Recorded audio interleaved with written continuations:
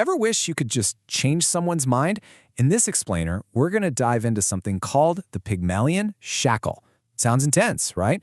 It's all about how a simple compliment can actually become a tool of massive influence. Okay, so tell me if this sounds familiar.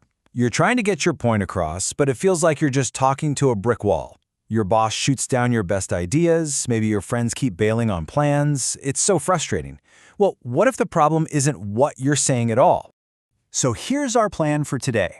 We'll kick things off with the big idea, then get into the psychology of why it works so well. After that, we'll break down the method step by step, learn how to spot it when it's used on you, and wrap things up with the really important part, using this power wisely. All right, let's jump right in. The first thing you've got to understand is that we are not talking about empty flattery here. Nope, this is way more strategic. This is about using a compliment to build a kind of psychological frame, one that can literally change how a person behaves. This quote right here, this is everything. It's the key to the whole concept. See, real influence isn't about nagging someone or trying to convince them to do what you want. It's about defining for them who they are. And once they accept that new identity, their actions just kind of fall into line. It's fascinating. So let's give this a name, the Pygmalion Shackle. It comes from that old myth about the sculptor who basically willed his perfect statue to life. You're kind of doing the same thing. You're gifting someone this amazing, high-value identity, like telling them how incredibly fair or objective they are. And that compliment, it's a bit of a trap. It creates a psychological prison, because now if they want to refuse your request later, they first have to reject that awesome new identity you just handed them. And really, who wants to do that? So the big question is, why does this work so well? What's actually going on in our brains that makes this technique so incredibly effective? Well, it really boils down to two huge psychological forces. First, there's cognitive dissonance. You know that awful, cringy feeling you get when you do something that just isn't you? Yep, that's it. And then there's our natural consistency bias. We are just hardwired to keep acting like the person we already believe we are. The Pygmalion Shackle basically hijacks both of these powerful drives and aims them where you want them to go.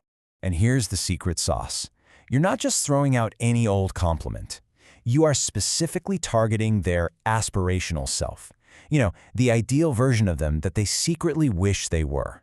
So when you tell them that they are that person, right now, they become desperate to prove you right. They will literally change their behavior just to close that gap. Okay, so we've got the what and the why. Now let's get into the how. How do you actually put this into practice? Turns out, it's a surprisingly simple three-step sequence.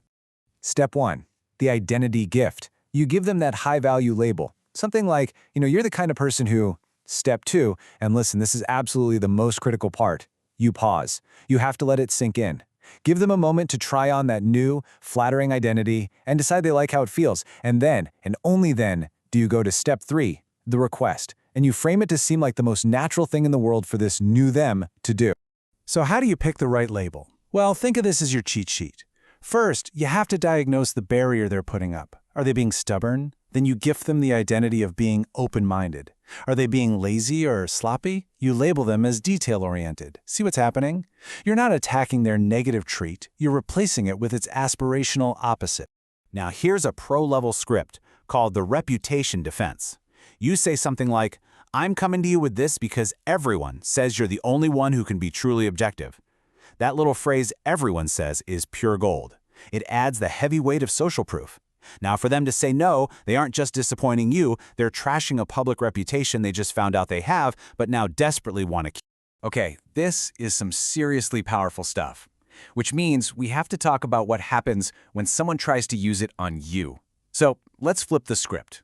Time for a little self-defense guide. So here are the red flags you need to watch out for. A compliment that seems to come out of nowhere right before a request. That's a big one. If it happens in public, that's another. And pay close attention if the compliment feels a little too good to be true, like it's describing the person you want to be, not who you really are. And of course, if you see that classic pattern, compliment, pause, request, your alarm bells should be going off. So, how do you escape the shackle without causing a big scene? It's actually a pretty simple countermove. You say something like, wow, I really appreciate the compliment, but I can't let that stop me from being realistic about this. You see? You've politely acknowledged the compliment, but you explicitly break the link between it and your decision. It's an elegant way to neutralize the technique without burning the bridge. And that brings us to what is honestly the most important part of this whole discussion. With a tool this powerful, we absolutely have to talk about the ethics of using it. This quote from Goethe just nails it. It really captures the two sides of this coin. This technique can be used for good. It can be used to inspire people, to help them live up to a higher standard, to help them become the best version of themselves. Which brings it all down to this one simple ethical test. Before you even think about using this, you have to ask yourself, am I doing this to help this person become who they want to be? Or am I just forcing them to become who I want them to be for my own reasons? Your honest answer to that question changes everything. And that's really the final takeaway. The question isn't whether this technique works. It absolutely does.